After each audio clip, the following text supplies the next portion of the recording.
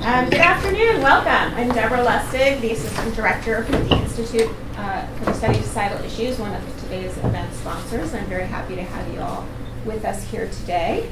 I'd like to thank our co-sponsors, the Institute of International Studies, whose home we are in right now, so thank you, and the Center for Studies on Higher Education, those are both UC Berkeley units, and then the Center for Advanced Studies in Global Education at Arizona State University, and the Middlebury Institute of International Studies at Monterey. We have quite a few Monterey students here, so thank you for driving up. If you could pull out any device you have that makes noise and make sure it will not make noise for the next hour and a half, that would be wonderful. And I'm here to welcome you to the West Coast book launch for International Scholarships in Higher Education, Pathways to Social Change. Here is the book itself. Beautiful book itself, and we have some flyers describing the book, and I think with a discount code, right? Do they have a discount code? We'll talk about that. Okay, good. The book is collated, just came out. It's hot off the press, collated by Joan Dassin, Marsh and Matt Mawer.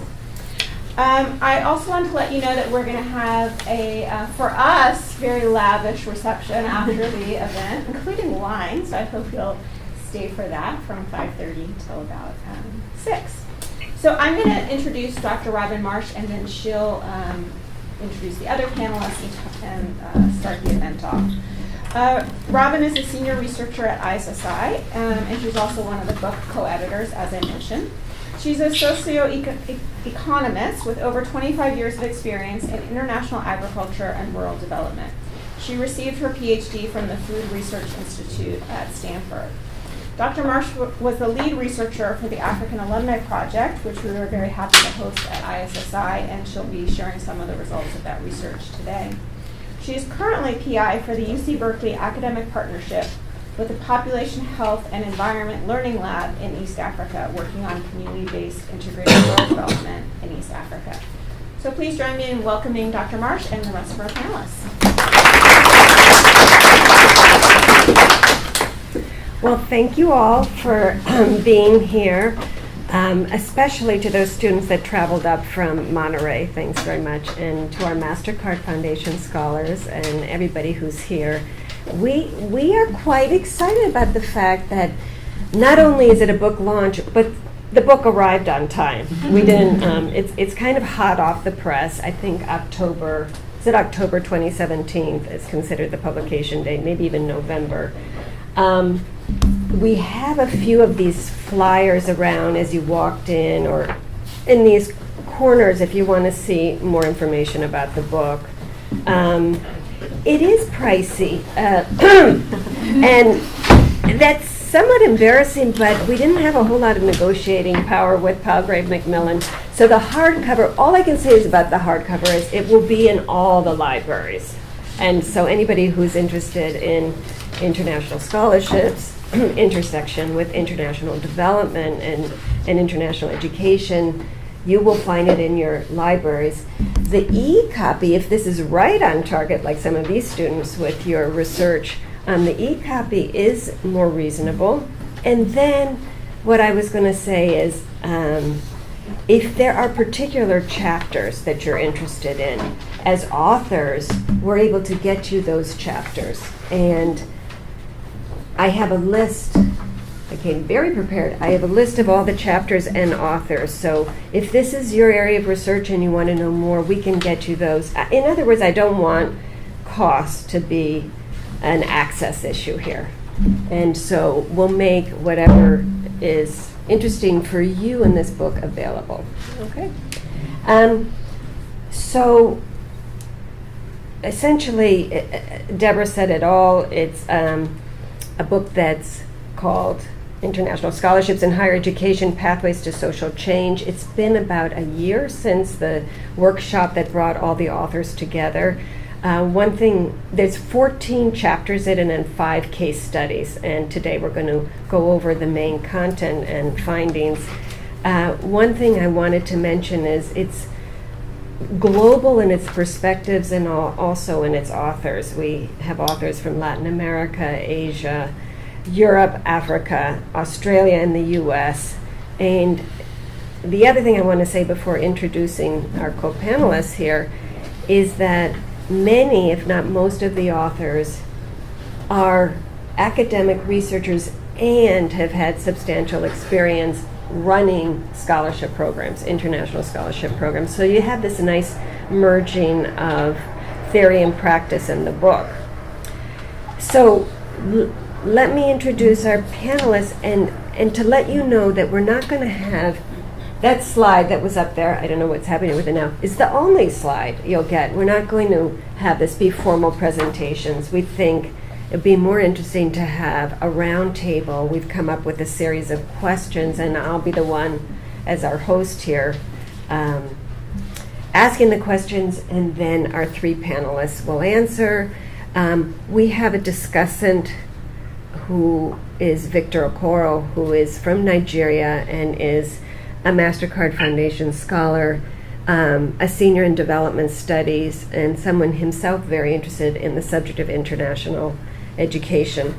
So Victor will comment, and then we'll open it up for questions, discussion amongst yourselves, and then we have our reception. So that's the flow. And we may have a few other people who said they were coming, and as usual, people come late to events. So let me introduce the panelists. Aryn Baxter, to my right, is assistant professor of the Mary Lou Fulton Teachers College at Arizona State University. She flew in for this event, and she's the director of the Mastercard Foundation Scholars Program at Arizona State University. To my left is Ann Campbell. She's assistant professor of international education management at the Graduate School of International Policy and Management. This is long. At the Middlebury Institute for International Studies. And she drove up from Monterey, which I'm very appreciative. And these are all of her admiring students. Joan, can you hear us, Joan? I can. I just wish I could go to the reception. This is new AI technology, but we have to be able to transmit the wine over to Boston. Right. So Joan is professor of international education and development at the Heller School for Social Policy and Management at Brandeis University, just outside of Boston, and that's where she is now in 30-degree weather. Now, I meant to say that Ann, going back, Ann formerly worked for the Open Society Foundations, so she also has this scholarship management and program officer experience. Back to Joan. Joan, before she was a professor at Brandeis, she ran the International Fellowship Program of the Ford Foundation for 10 years. She was executive director. So you'll see everybody here is a composite of academic and practical experience with scholarships and international education. Myself, as Deborah said, I'm the one that luckily I'm asking the questions because I'm not the one with the expertise in this field. I come from international development, more in agriculture and environment, but I was at the beginning of the Mastercard Foundation Scholars Program at UC Berkeley back in 2012 and have played different roles with that. And I became very interested in this subject when I led a research project to trace what have been the career and life trajectories of African alumni of UC Berkeley going back 50, 60 years. And that led to my contributions to this book. And for all of those who are interested in that subject, we have a final report on it. We can share what are your predecessors doing now. I introduced Victor, and so let me just say one more thing about the book before we start on our questions. The main focus, because this is a big topic, an interdisciplinary topic, it has to do with the social impacts of international scholarship programs through diverse pathways. It's global scholarship programs around the world.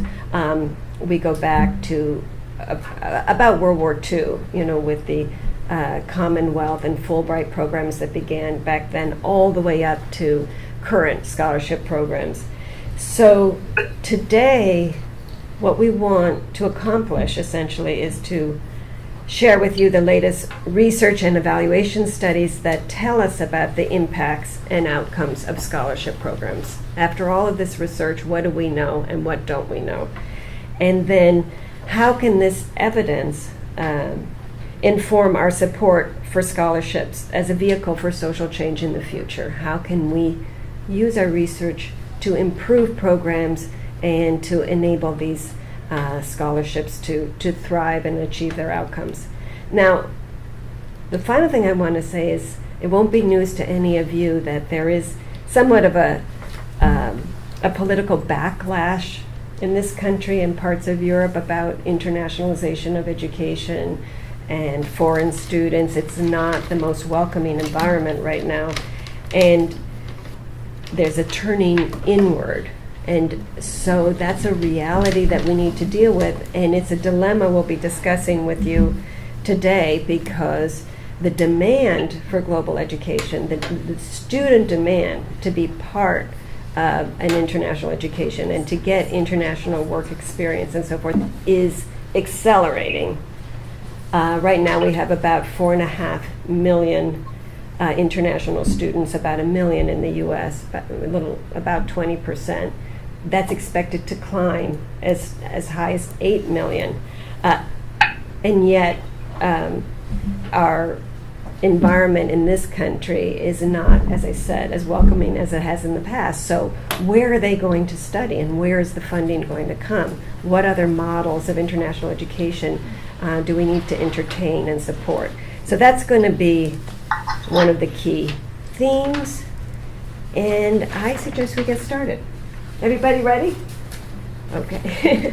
So, please, each of you take a few minutes to tell us two things. Why you were drawn to this book project, and specifically its focus on the social impact of international scholarships. And two, how have you been involved with scholarship programs in your career? And if you want to share your current research on this topic, that would also be good. So shall we start with you, Joan? Let's make sure the technology is working. Okay, that's great. Thank you, Robin, and thank you for hosting me, even virtually, in my pixelated version here, so I appreciate that.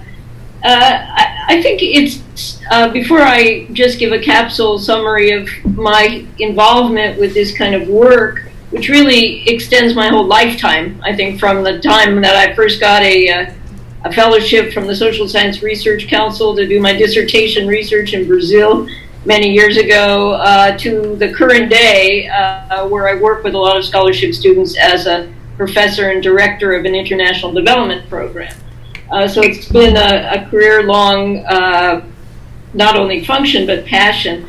I would say, I just want to anticipate a bit and say why I was involved with this project, and I'm so delighted to see it come to fruition, is that there has been for many years just a contrast between the ubiquitousness of scholarships. They're all around us. They ebb and flow, and different funders come into the picture, more private, more public, more multilateral perhaps. But only in the last 15 years or so has there been a real effort to treat scholarships as a field of research and analysis and policy making. And I remember not too long ago talking to the head of the Joint Japan World Bank Scholarship Program, a very prestigious program, highly competitive, who said to me that for the first time they were actually having to defend the resources for this program. In other words, scholarship programs are something that people can't be against in any particular way, but there wasn't a lot of probing into the types of impacts that one could expect, as you would have with other kinds of development-oriented projects and activities. So I think why I was so keen on working with my co-editors and building this book was to help demarcate this field of research, analysis, and practice And by having a book, a nice solid product here, to be able to draw together what we saw as a kind of mini boom in more interest in evaluation and impact studies. So it certainly was a project whose time has come. As far as I know, there is no other book quite like this that says, look, here's a whole set of things we know, and there's a whole set of things that we do need to know in the future. So that's why. And then I already alluded to my own background. I've been involved with the design of fellowship and scholarship programs for many years, mostly in the early years around building particular fields. I worked for a long time with the Ford Foundation. Ford saw its niche in policy work and building expertise in particular fields like women's studies, human rights law, and so on. I administered social science in general. I administered a lot of those programs.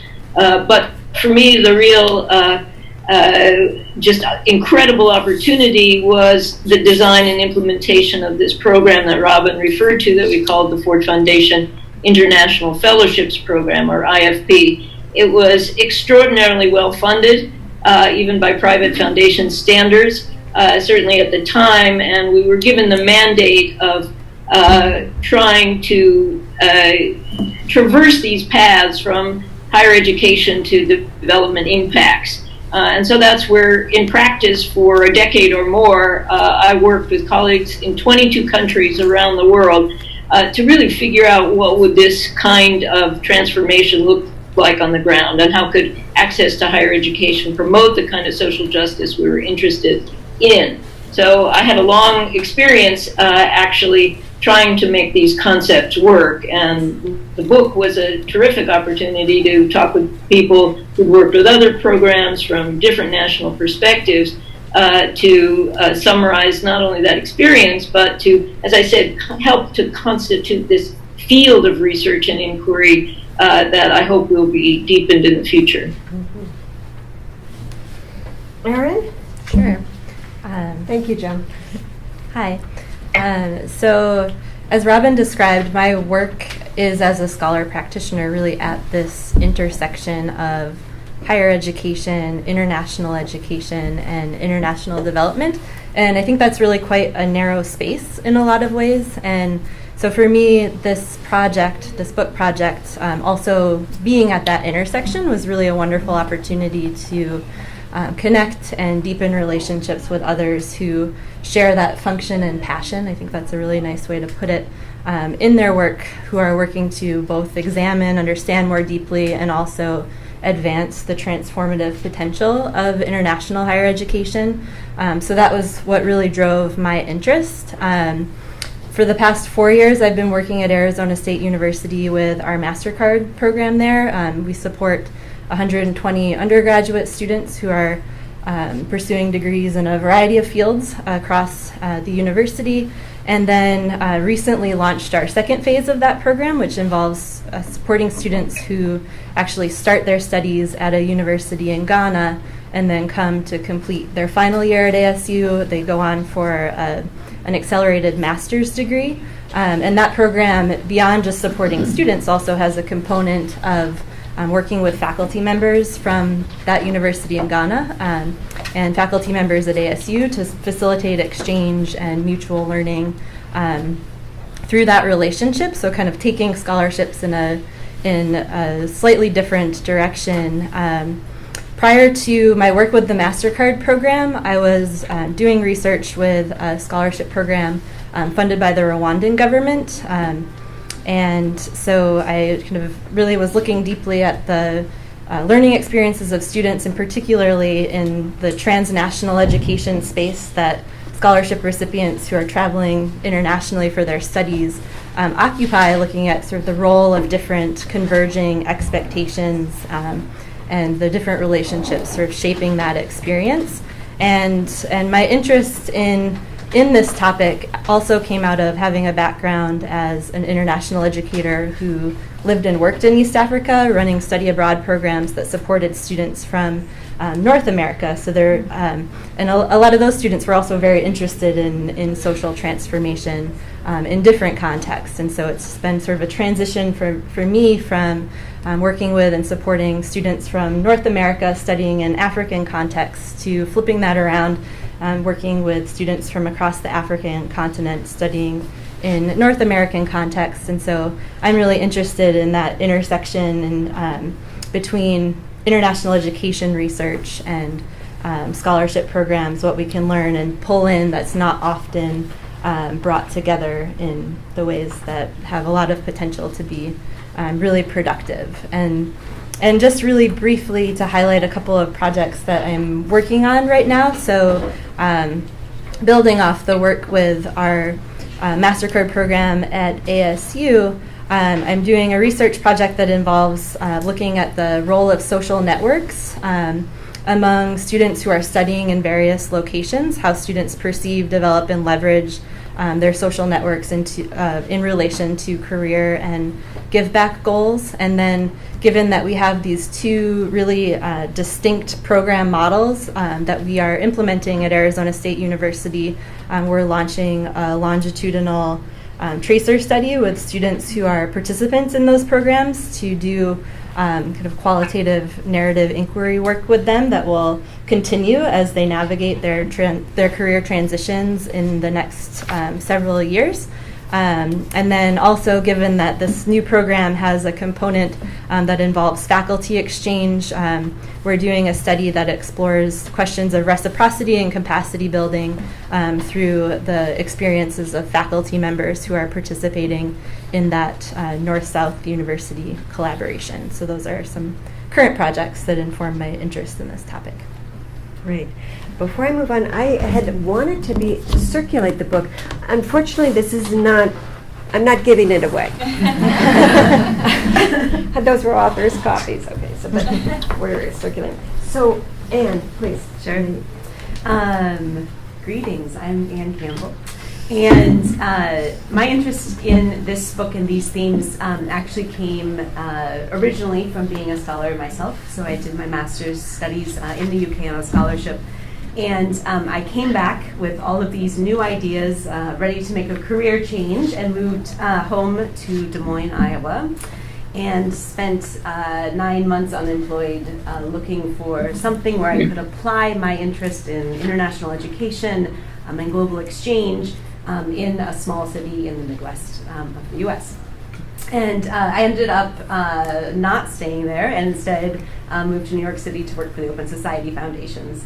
And I think I carry that guilt today, that I didn't return home and give back to my community. And that has really guided me through so much of the process and the research to think about the students who are going through these programs and the expectations, perhaps the burdens that are placed on them for what happens after they finish the study of the scholarship. So as part of that, I went to manage scholarship programs, primarily undergraduate and in the former Soviet Union and Soviet and communist space at the Open Society Foundations for 8 years. And then decided to do a PhD in this area because I was noticing that they're working in these countries that there was similar rates of return and similar student experiences that seemed to be differentiating by country. And it occurred to me that if it's the same selection process that is selecting the same kind of students for international higher education experiences, but yet we're seeing different experiences after graduation or after the program's completing, there must be something going on there. So my work has been highly comparative to look at alumni associations and alumni trajectories as they differ by country or other aspects, and I'll talk more about that later. And one of moving forward, so now I teach at the Middlebury Institute of International Studies, and in the summers I return to teach students who are on OSF scholarships who are go through a summer school to prepare for their typically master's studies elsewhere in the world. And so I really like working with students who are about to launch on these these experiences and have ideas for how they want to create change, and then talk about how to harness the education that they're about to embark on towards those goals. So how they can kind of use the university experience to make sure that it's meeting what they want as opposed to just what's on offer, because as many of you know, there's a lot on offer. So that is my overview, and I think I'll leave it there.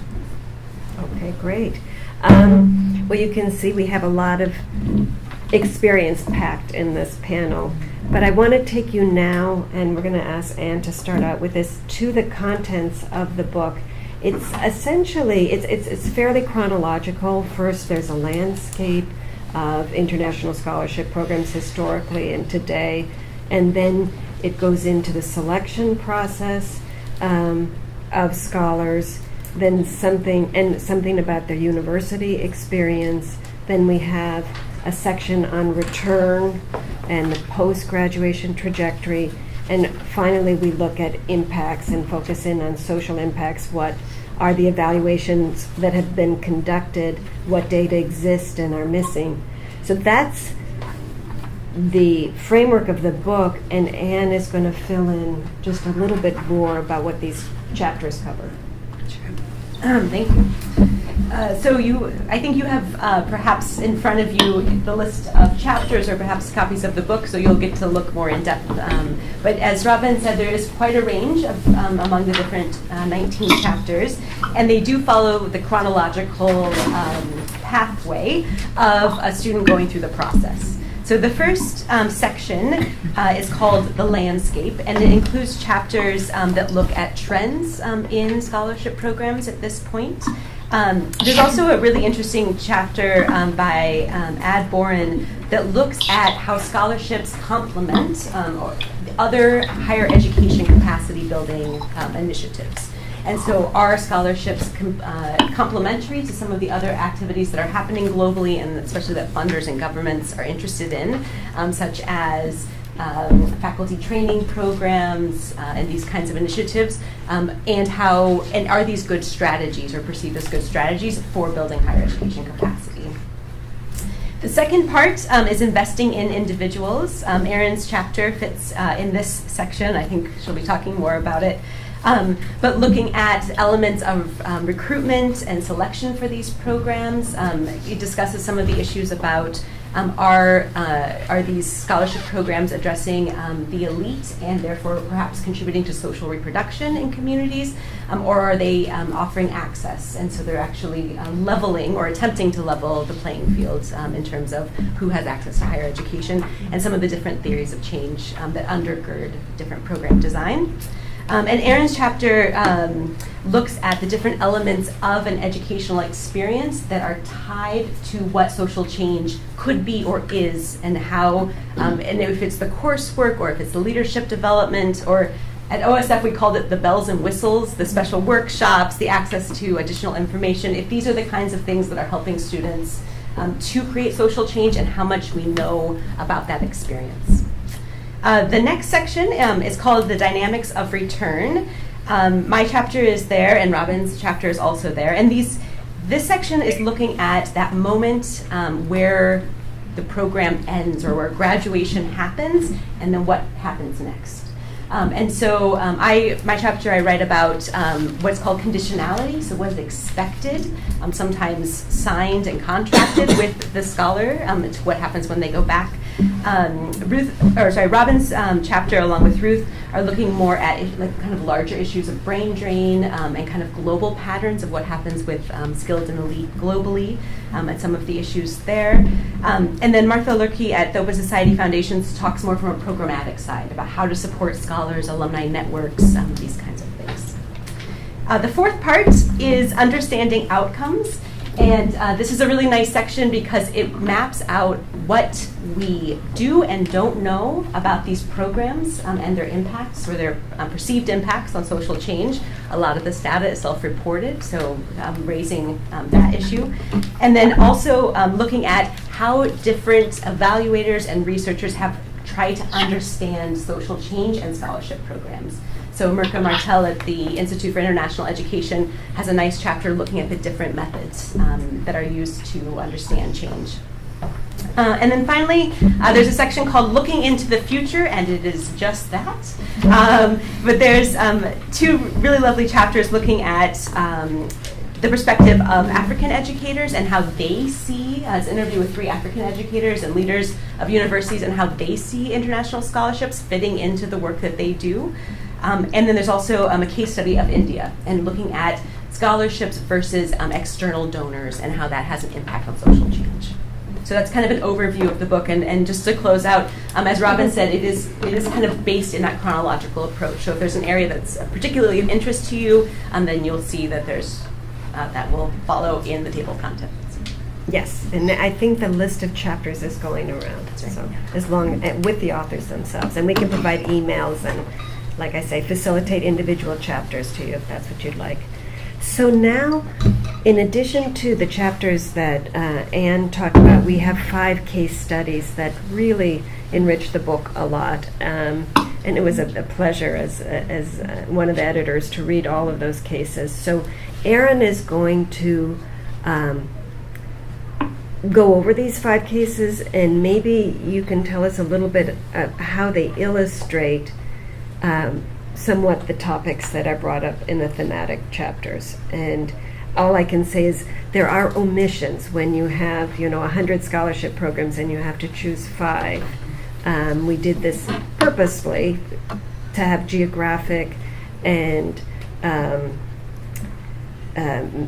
geographic diversity, and also really very different purposes in what they want to accomplish with their scholarship. So with that, I'll let Aryn take us through that. So yeah, there are 5 case study chapters. However, I think it's also worth noting that there are so many more examples that are integrated throughout the other chapters of the book. So I think the reference list will be really helpful in kind of finding, if you're interested in a particular program, there's a lot of information about more than just these 5 cases. But I think these 5 cases really do a great job of highlighting how diverse and also dynamic the outcome goals are of different scholarship programs, really ranging from a focus on priorities like human capital formation, to diplomacy, to civic engagement, and supporting the development of social change leadership. And also really demonstrate how these priorities, while they are diverse, they are always constantly changing. They're also often overlapping and increasingly complex, sort of integrating these broader development-oriented goals as well. So one of the case study chapters is on the Brazil Science Mobility Program, BSMP. That's the chapter I think that does a really good job of highlighting how there are so many overlapping goals integrated within particular programs. So the focus of the BSMP program on sending Brazilian students abroad for a fairly short period to pursue studies in STEM fields, I think suggests this emphasis on human capital formation. The program is also focused on undergraduate students, and the authors describe that as an intentional effort to democratize higher education in Brazil by infusing innovative entrepreneurial thinking and an element of meritocracy in selection for this program. Additionally, they describe the initiative as an exercise in educational diplomacy, intended to really improve perceptions of Brazil's higher ed sector broadly, and really put it on the map, put it on the radar around the globe. There's a case study of the Chinese government scholarship program and kind of brain gain efforts, or what they refer to as the kind of brain schemes. And that chapter, I think, really reflects a very strong human capital oriented focus on gaining fulfilling the manpower needs and long-term having a long-term strategy for reaping the benefits of that investment. The authors point out that the Chinese model has really not positioned the development of social change leadership as a central priority, and they talk quite a bit about how kind of the state control of that process, as well as the academic culture in China, in some ways jeopardize the success of these brain schemes that the government is pursuing.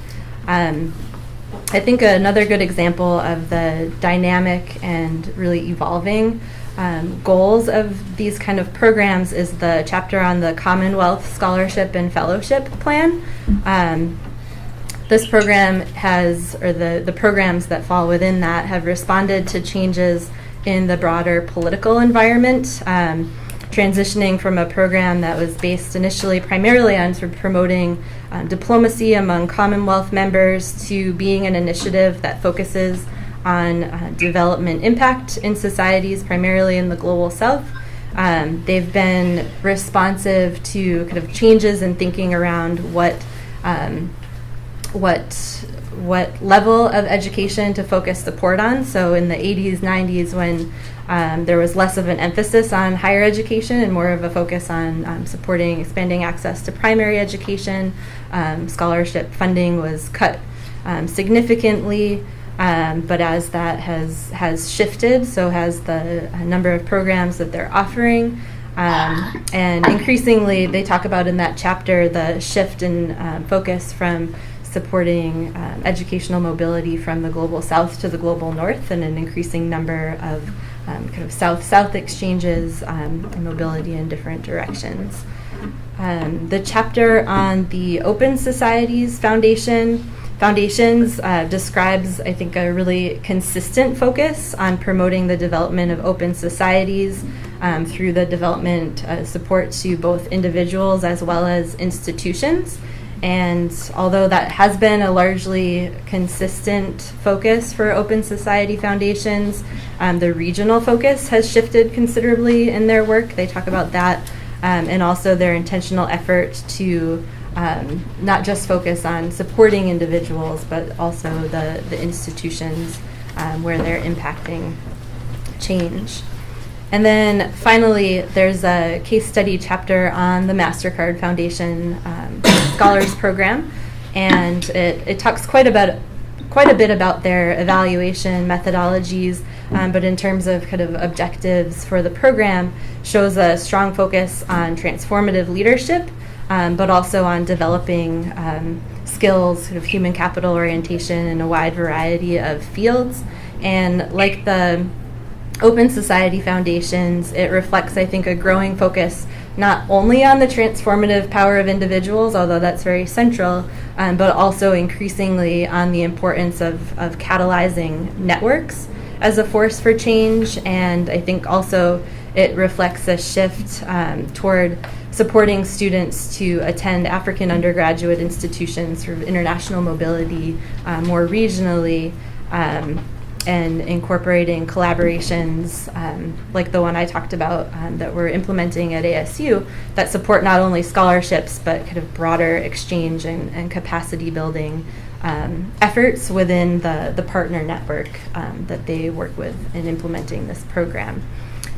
So I think a lot of really rich examples of the learning that's happened and the changes that have taken place in response to external environment, and also a lot of really rich examples of how, when you have different sort of core priorities or objectives, that impacts all the other steps to what Anne described, from how you make decisions about who you select, if it's really primarily merit-based decisions, or if you're making decisions based on who's underrepresented in higher ed, international higher ed, or who's particularly well situated and committed to addressing development challenges in their context, as well as the activities that take place throughout the educational journey and beyond to support those aims. So, thank you, Aryn. So now you got a pretty good look at the contents of the book, I think, from these two presentations. Now we're going to get to sort of the subtitle of the book, Pathways to Social Change. And we've been hinting that the main focus of this book is on social impacts of these scholarship programs and the scholarship recipients. Now we want to ask Joan to begin with, and if we have time for the others to add, what does the evidence show in terms of social impacts? And as co-editors, we narrowed down to 5 pathways for social change that we felt were fairly inclusive.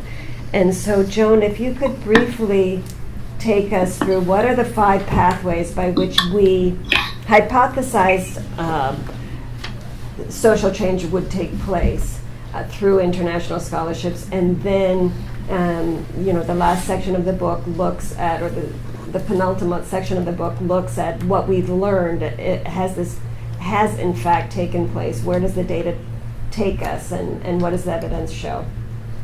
Right. Thank you, and thanks to both Anne and Aryn for making the book even more coherent and organized than it actually seemed during the process of putting it together. There is a sort of advantage in hindsight, and I think that's actually, I'm being a little facetious, but not too much, because I think also with our conceptualization of these different pathways that Robin referred to, it's not as if they're clearly marked. There are efforts to build inventories of scholarship programs, but they're it's very challenging to do that, because it's not as if there is just one model. There are just multiple models. They've occurred over time, different objectives, different funders, different streams, and so it becomes very difficult to judge any single kind of impact, given that the objectives of such a grand diversity of programs are actually quite diverse.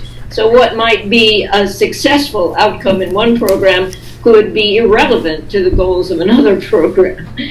So I think in a kind of paradoxical way, while we do a great deal of systematizing and trying to pull together these conceptual frameworks for this study, at the same time we're mindful of the fact that overgeneralization will invariably land us in some hot water because of the tremendous variety of programs.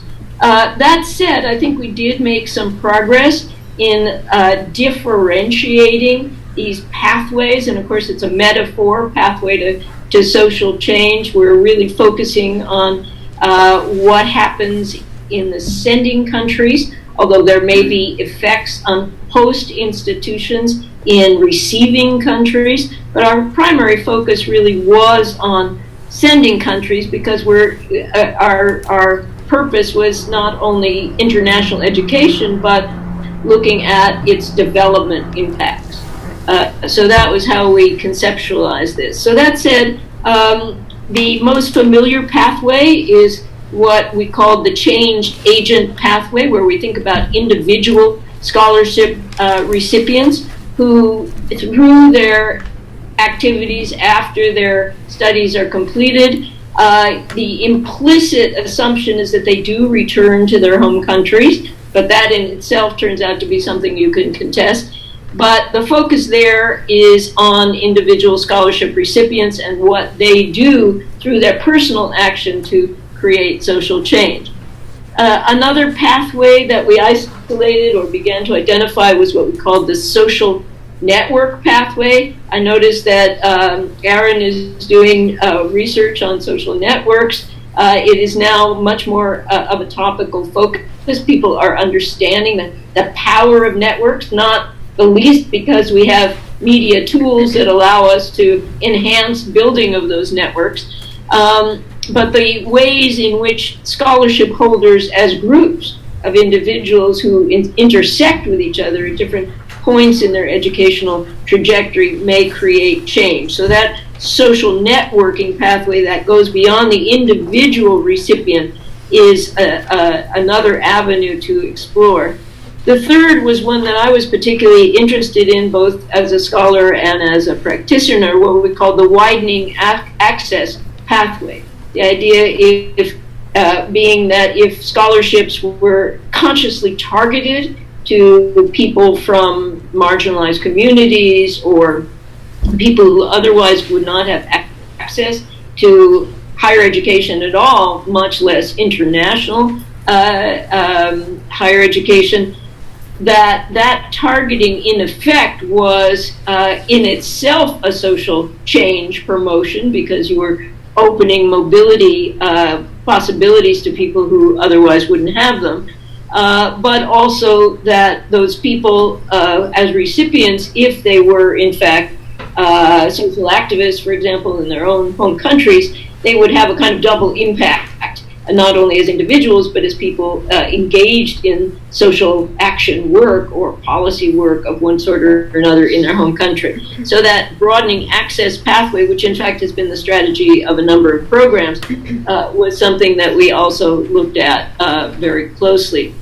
Another pathway that we identified is what we called academic diversity, where the focus is really more on what are the strategies, activities, actions taken by the host institutions in for example, providing preparatory training programs so that English becomes less of a barrier for people who otherwise would be excluded from international education. Non-traditional students more generally may be able to benefit from academic institutions who are looking for ways to broaden their intakes. And then the last of our pathways was the tried and true, the kind of international understanding pathway. The logic, the rationale, the language behind the Fulbright program, the Commonwealth Scholars Program, all these very long-standing programs, based very much on this pretty much implicit assumption that cultural exchange leads to tolerance and mutual cooperation. That proposition wasn't analyzed too carefully, but it certainly has had a lot of longevity, and it's one that we now, in the climate that Robin described, might want to explore in more detail as well. So I think one advance of the book was being able to identify those pathways and really not so much recognize them in empirical reality, but conceptualize them and then look for examples, understanding that none of these categories was necessarily a pure category.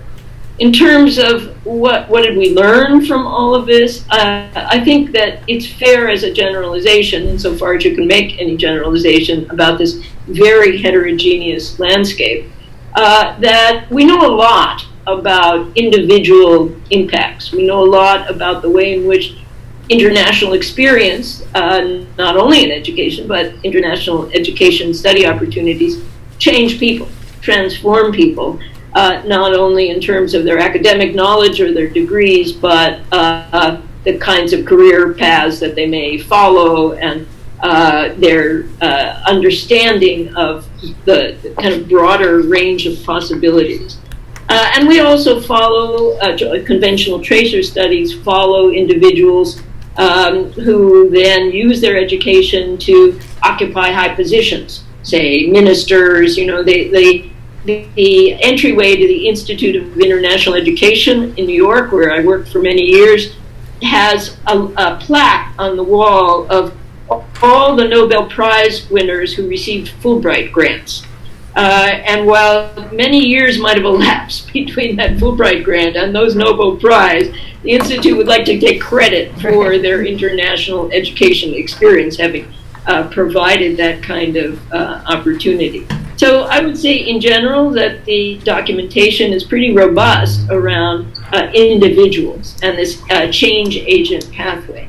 It's also becoming pretty robust around institutions. What our friend Matt Mawer calls the meso level of analysis, how individuals may transform the institutions in which they work, whether it's a government agency or a large NGO or a multilateral or a university, for that matter. And we, by the way, shouldn't underestimate the impact on education itself, because so many scholarship holders go on for advanced degrees and end up as academics, which in itself has a transformative effect. What we know a lot less about, and this is where the experimental methodologies are quite interesting and exploratory at the same time, is the broader social impacts beyond the individuals. As Anne mentioned, so much of the post-scholarship data that we have are self-reported data. And we have very few on-the-ground studies that involve any kind of triangulation. A former recipient of an award can report that they made a huge impact because they were Minister of Finance in such a country, but what we don't have is, well, what policies did that ministry actually implement, and what were the impacts on the larger society? We know that there are efforts now, but uncovering that kind of work requires almost an ethnographic approach that would really look at second and third order effects, some of which may take a very long time to unfold. And most donors are not interested in decade-long tracer studies, so any kind of follow-up study tends to be a snapshot in time. And particularly in today's world where people come and go and there's lots of mobility and we're living in a global labor market, it is very difficult to trace sustained impacts unless you have a long-term kind of study. And the other, I think, big area to note about what we know, what we feel we're on solid ground with, and what we really have still to explore is what I argue for in my chapter that I co-wrote with my colleague from Mexico, David Navarrete. There is, the field is still very dominated by Western academics, basically, or people who have run programs from private donors based in the West. We have, and some of the voices that we include in the book from India, from Africa, from China, and so on, are an effort to really increase that diversity of perspective. So one of our recommendations is that one has to actually try to deconstruct this notion of global impact. In our chapter, one of the things we do that I think is quite interesting is if you look at what we call a stylized narrative, get to higher education, succeed, make an impact because you occupy a high position in the government typically, those narratives that equate your education with a social impact are replicated exactly in national programs. In our chapter, David does an analysis of programs from Mexico and Chile, and he sees those same global narratives. So what would be a different approach would be something much more based in a community perspective, kind of ethnographic way of understanding that the impacts of these programs are not only about where people begin their educational journeys and the kind of experience they have, and they assume too often that they are returning to the same place. Anne picked up on this a bit in her research, understanding that there were differential impacts. And what we see is that there may be differential impacts even within a country, within a community, within two neighboring communities. And while you can't capture all of the nuances, the real frontier for research is looking more deeply into what we mean by social impacts. And there's a kind of, I'll just say one more thing, there's a kind of logical challenge in this, in that people who are involved with administering scholarship programs, designing them, even doing the research and evaluation, our focus tends to be on the time frame of that scholarship, and yet the impacts occur afterwards. And so how do you bridge that gap? You bring in other people with different kinds of perspectives, but typically that hasn't been done. Thank you. Joan, I'm cognizant of the time, and we want Victor to be our discussant and open it up. So we're going to skip a couple of questions that we had prepared for you, thinking that it will come up in questions. There's just one more before we turn it over to Victor that I think we want to go through, and it's this issue of return. So many of the scholarship programs are predicated on the idea that the recipients will return to their countries of origin and so-called give back or share the knowledge that they've learned and become transformative leaders. And they say it in different ways, but in general, the investment in these scholars is such that they will return and create societal change in their countries of origin.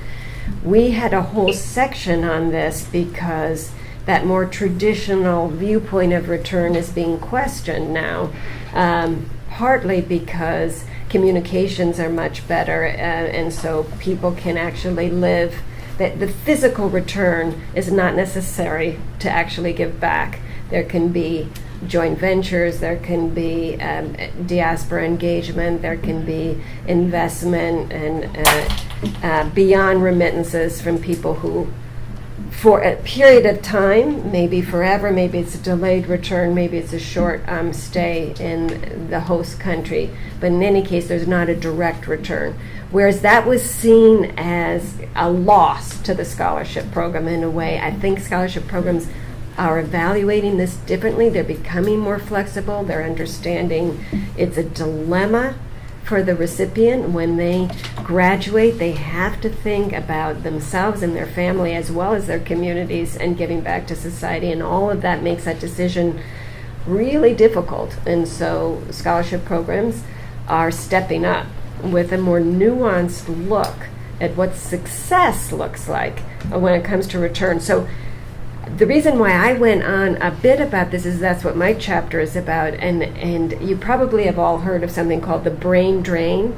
You know, a lot of developing countries are concerned that their best and brightest leave to get an international education, or maybe they're educated in the home country for the undergraduate, then they go for a graduate degree abroad and they stay abroad. And so there's been investment in these individuals and now they're gone.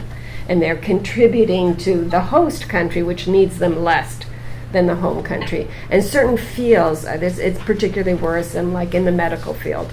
So there is some real brain drain of doctors and nurses and other kinds of medical personnel from the smaller countries and in sub-Saharan Africa and so forth. So in my chapter, we look at this, both skilled emigration of even beyond student mobility, and then for the international scholars, how might countries incentivize them to return? Not necessarily right away. And look at, in fact, there are a lot of programs in China and India and Chile and Colombia where governments are getting on board and universities are getting on board to try to incentivize some of these scholarship recipients who have found work abroad but may be interested to return if the conditions were attractive enough. And they're introducing those programs. So that was my chapter. I just want to have both Aryn and Anne address this return question in their chapters. Let's just really briefly say what you two have to say about that, and then let's turn over to Victor. Sure. So the chapter that I wrote looked at these expectations that are placed on scholars, and I broke it into three categories. One being binding agreements. An example is the Balashok program offered by the government of Kazakhstan, where you are literally signing an agreement that in order to receive the scholarship, then you will return home and work in a field that is approved by the government for 3 years. Some years of this program, they even had expectations such as putting the family home up for collateral if you did not return. So these kind of binding agreements can very much influence an individual at the end of their studies about what is at stake here if they do not return. And actually the research is rather mixed on whether this does pull people back. There's some studies that say it absolutely does, and others that say it is usually is a heavier weight, but whether it actually impacts behavior is to be seen. The second category, which is much of the programs that I'm familiar with, falls under this kind of social contract. So there's no binding agreement per se, but there is more of an expectation on what would be considered success. And a lot of these programs will elevate esteemed alumni as kind of the poster child for what's a good outcome of these programs. And then the other category is for lack of a better term, called vague guidelines. The people don't really know what is expected afterwards. A lot of these scholarship programs might have an emphasis on access, so that the actually getting someone to higher education is the goal, and perhaps they're a refugee, so it's not clear to what they would return, or to where they would return, or there's other, or it's a new program and they haven't really worked this out. the point that I'd like to make is that for almost all of these kinds of these issues and these return consequences, it's often at the moment of graduation, as I mentioned before. And some of my thinking around this has evolved that those of us who have participated in these programs, once we become an alumnus, we're alumnus for life, and that the ways people give back to social change vary a lot based on their community, whether that is the community of origin or the new adopted community, and a lot of the contextual factors that are happening there. So in some countries, like if you take Myanmar or Burma as an example, when they had a revolution, a lot of people who were educated outside of Burma returned home. And so you may see, so I find this quite interesting that as the home context changes, how that might allow individuals to reconceptualize their relationship with home and how they want to give back. Yeah, I think I'll just add to that briefly a theme that I think really flows throughout the book, and that's that this whole question and debate is really founded on some really problematic binaries. So the binary of kind of home and abroad, staying, returning, gain and drain. And I think that, you know, as individuals develop kind of transnational identities and career pathways, that those binaries don't hold. And so there's a lot of examples throughout the case study chapters of how thinking has evolved and changed around this, including in the Mastercard chapter. And I think that the answer also really depends on what kind of give back or impact you're talking about, because there are certainly kinds of impacts that are really facilitated through mobility and working in different locations, being a part of different networks, as well as changes that are only possible through being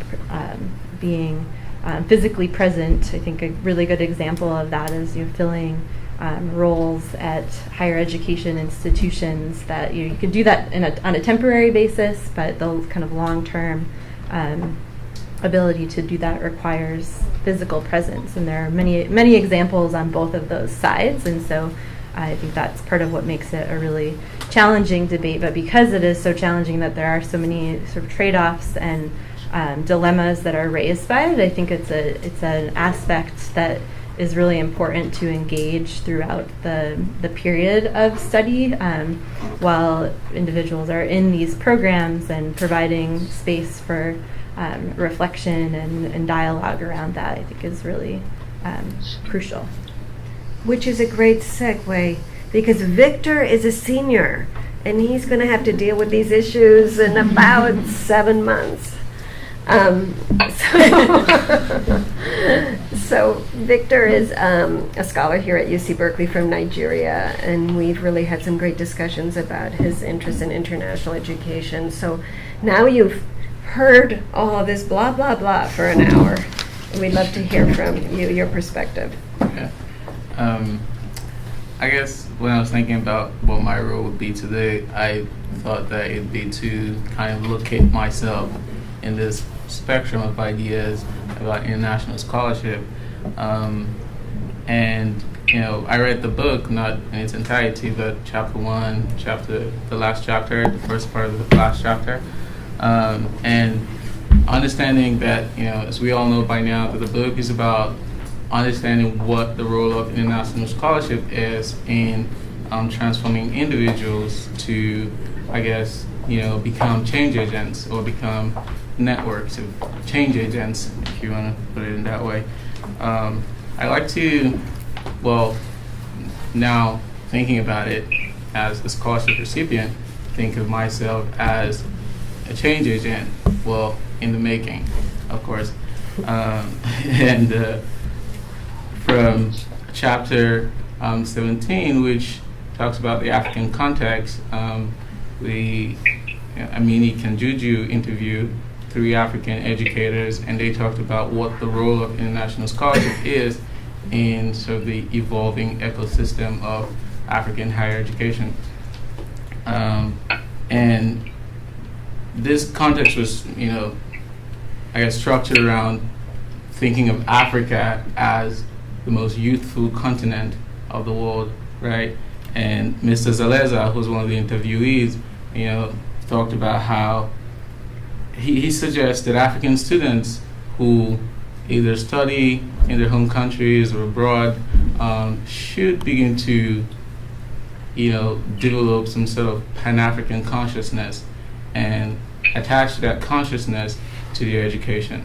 And I think and he makes it clear that they should be doing this as they as they get their first degree in well-run institutions.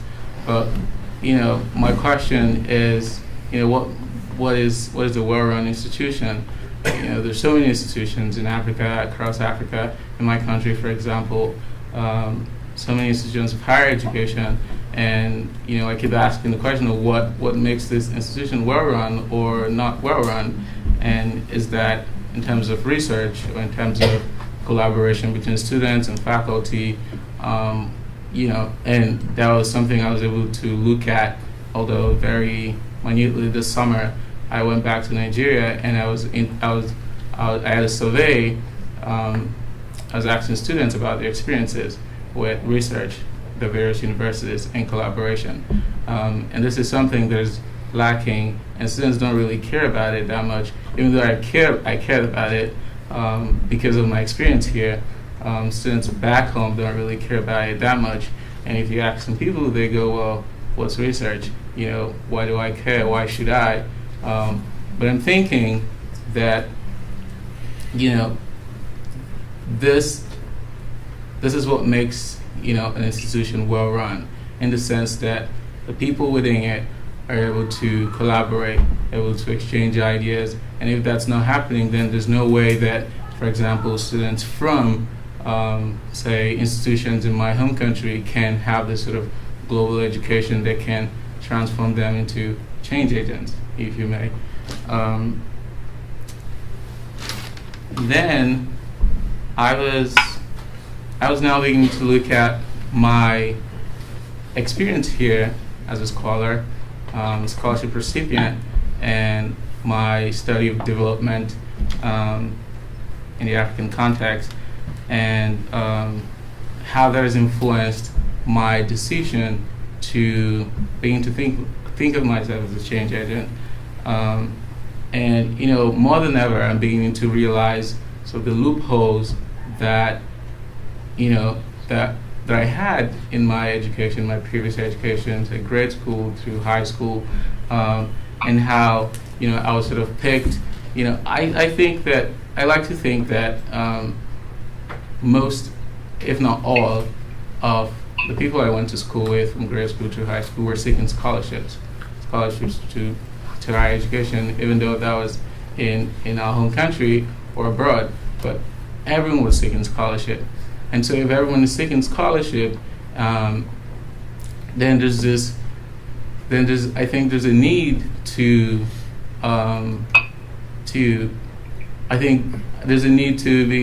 look at scholarships as something that is not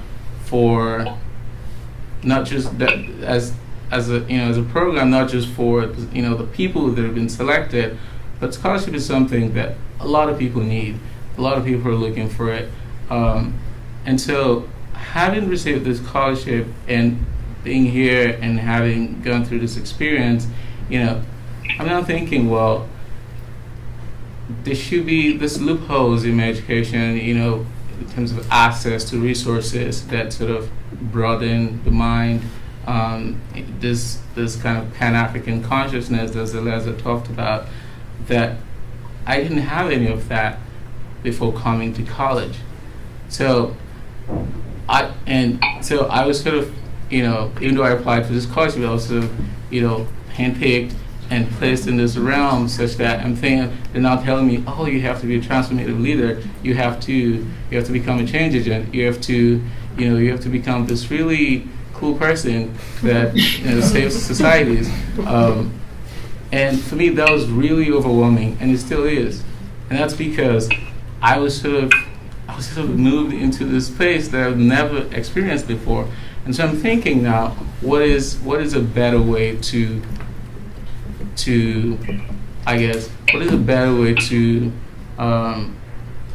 to maximize the experiences of scholarship recipients. I would honestly say that my experience as a scholarship recipient has not been maximized, not because of the inadequacies of the scholarship program, but it's just this doubt in myself.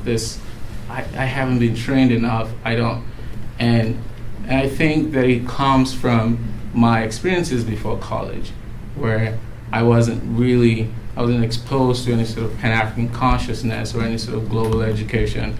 My mind wasn't challenged in such a way that, so I'm thinking, is there a way to make the experiences of scholarship recipients even better by having them go through a more reasonable, sustainable, early education before, the scholarship period and all of this training and all of this, nudging. So that's sort of my question. I believe that if I was brought up in a reasonable education system that sort of pushed me from an earlier stage, that told me that that I had a role in society, that now my scholarship period or my scholarship training would be sort of a reinforcement and not a beginning, is what I'm trying to say. And I think that wraps up my talk. Thank you. That was really very insightful, and got us thinking a lot about how maybe scholarship programs need to be revised to think about the preparation.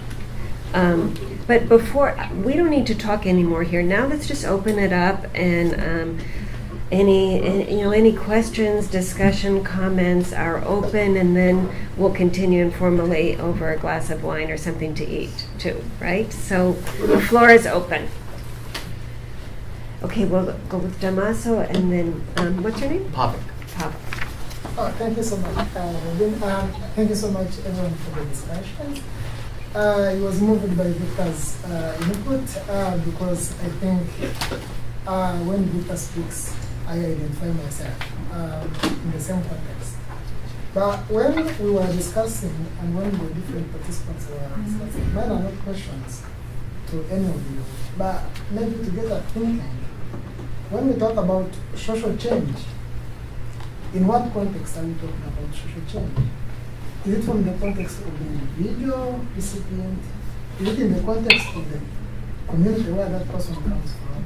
Or is it in the context of the person offering the scholarship? What's the last one? The organization offering the scholarship. Okay, I see. So these are, and when we talk about change agent, and I think Victor alluded to this during the discussion, when the moment you receive, I just wanted to mention this, the moment you are offered a scholarship, I think you become a change agent instantaneously. Like the impact factor is there because you've just been picked from a community or from a very large group of individuals. And somebody starts looking at you as what were the key criteria or the key characteristics that actually made you to be picked and other people not to be picked. So I think when we talk about change agent, and I think Ruben, you talked about this, I look at it from the moment I received a scholarship. I think going forward, whether I actually return home to my own country or not. And this one can be debated in different contexts. So that's what I wanted to chip in here. But I think all in all, from my own experiences having also received scholarships at different stages, I look at scholarships and international or global education as something that is impactful in a diverse context. Not only to the country where I come from, but also to where I go. Because when I come here, I also share my own cultural experiences. I share these other different situations, and then you and other people who I meet also get learn from me, and also take back the same experience. Yeah. I thank you so much for it. Let's take that as a comment. And But it's not a question. Yes. yeah. Right. Hi. So my question is more so for everyone, or especially the panelists. So my name is Bhavik, and I'm studying in the Development Practice program, the Master of Development Practice program here in Berkeley. So I'm from Mumbai, India, and so back in India, I run a non-profit with a couple of my friends that we started 4 years back, and the essence was vocational education that we wanted to impart. So having searched for a lot of scholarships myself, and within my community where we sort of keep discussing, and I come from a middle income background where I'm English educated, and nowadays a lot of schools are becoming English educated, and they've started speaking the language of Western universities and things like that. So my first question is, actually I have two, so if it's possible. So the first is the preparation part, where the process of applying for scholarships is extremely difficult, and you need to be very good with writing and things like that, and a lot of communities are not as expressive and less so literally through literature or using words, and it really and which is why in the Indian government system most of the scholarships are just imparted on the basis of your scores, because they understand this challenge that you ask someone from a village, write in 500 words what were your experiences in life. It's difficult for that person to explain, and if you ask them to write in English, it's impossible. So are there any sort of quick fix, or just sort of some pathways where you think the landscape of international education or international scholarships has thought, where they can include more demographically diverse population to be considered, and they have their own strengths in sort of applying their aptitude, but just they understand it through different means? I think that's a really good question, and I'm sure Joan could probably speak to this from the perspective of the IFP. But I could say just briefly on the part of the Mastercard Foundation, having been involved in that recruitment process, that identifying partners who are sort of filling that gap and who are working with students who are really promising students but are not able to access some of the support services to apply, especially to universities abroad. The North American institutions I've collaborated with to kind of identify who are some of those partners, and I think they need more support, and there needs to be more of them because those challenges are really big. In the African context specifically, a lot of the Education USA offices have specific scholarship programs that they offer to support students who wouldn't be able to afford some of the services provided without a scholarship to kind of prepare to get a scholarship. So I think that's a really important thing to point out. I would say that I couldn't see the person who asked the question. Fortunately, I could hear you, though. But I would say there's something very important that has to be done, which is in some way structure or explain the selection criteria so that you create a level playing field. Because otherwise, people who are not used to writing 500-word essays, much less in English, will always be at a disadvantage to others who have an urban education for whom this is second nature. So what we were able to do, for example, in the Ford Fellowship program, although it's certainly still a very imperfect kind of methodology, but to simply focus on people who, on communities, as defined by our local partners. Aryn's point was very important, who were more similar in socioeconomic characteristics. So they're not competing against elites. And while that, as I said, it's difficult to exclude people, but what you can do is target a scholarship. So you can target it to people from, say, a public rather than a private institution, depending on the educational pathways. You can focus on a particular region, on a rural area. So the general idea is to eliminate the competition that would just invariably make people who don't have this kind of experience come up short.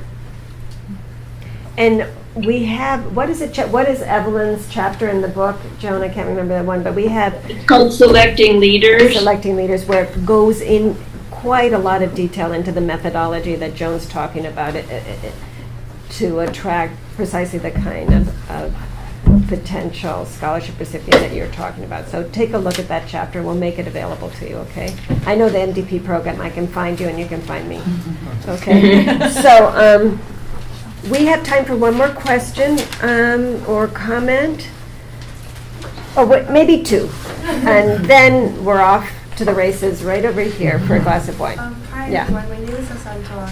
I just really had a question pertaining to the returnees and how they might play into creating a new class. So basically creating a new class of educated, like a new educated class, which might conflict with the established bureaucracy in the state, and how that might affect this whole transformative leadership concept. Because as we know, like bureaucracies can't be broken in like a year or two. It takes some time before they are they're broken down, and how that might affect these like new leaders and how it might affect them taking on like these leadership positions, and is that something like these scholarship opportunities have taken into consideration? That's a really interesting question, too. I can start. There's Could you restate the question? I couldn't hear it very well. Sure. The question has to do with, have scholarship programs, I hope I'm doing the question justice, have scholarship programs taken into account that perhaps what they're doing is creating a new class of leadership, especially among a younger group, and therefore they might be contradicting or clashing with the established order. And so what have scholarship programs thought about how they might? When they return home. Yes, that sorry. kind of competition. Did you hear? Thank you, yes.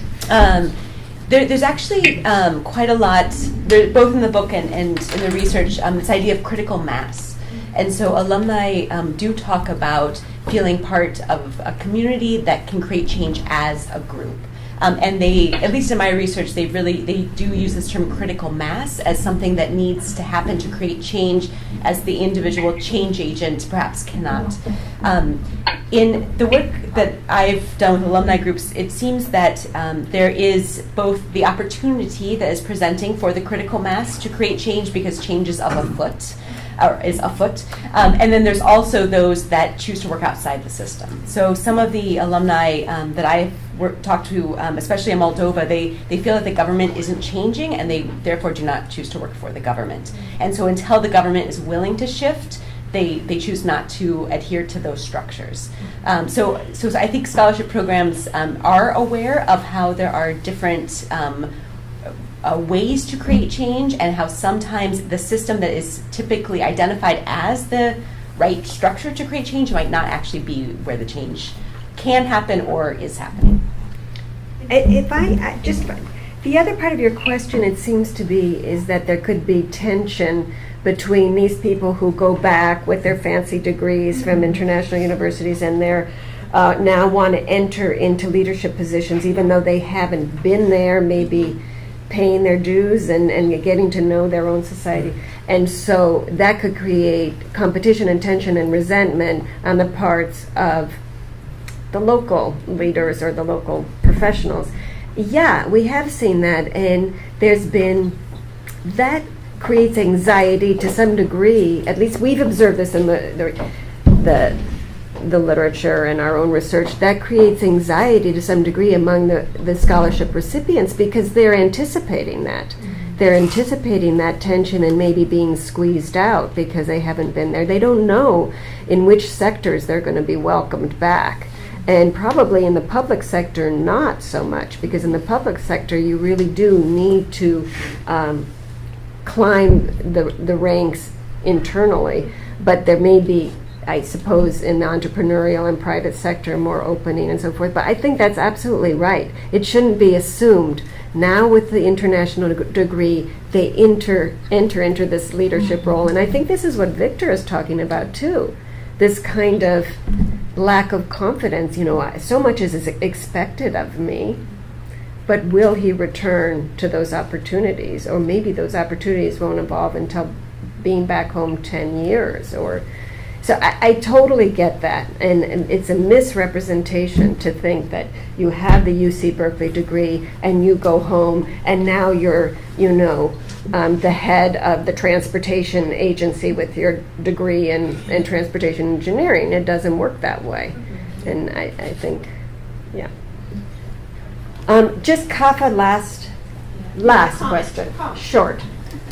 My name is Kafa. I am an MCF scholar, junior. My name is Kafa, and I'm an MCF scholar here at Berkeley. And it's kind of a question. It's about chapter 17, and I'm actually very happy that you acknowledge that there were great universities in Africa, in Dakar, Ghana, and Makerere. And unfortunately, over the years, those institutions have fallen down and things haven't been going very well. And it seems like international scholarships are investing on individuals, but not on the institutions themselves. And why investing on individuals? For example, if you take a bioengineering student at Berkeley and you invest in them, and their will is to return in their home country and solve, we need to take into consideration that the ground needs to be prepared for them, because them as an individual cannot make change, and they need a group of people who are like-minded, who are there to actually be able together to solve the problem. But if there is no investment in those institutions, I believe logically the masses will stay not as educated, not as well educated and well skilled and prepared as the one you have sent over. So what do you think international scholarships program right now can do into dispatching the investment into both the individuals and the institutions across the world? Now, Kava, would you feel satisfied that we answer this informally over the reception with you? Sure. Okay. So let's break and thank for everybody.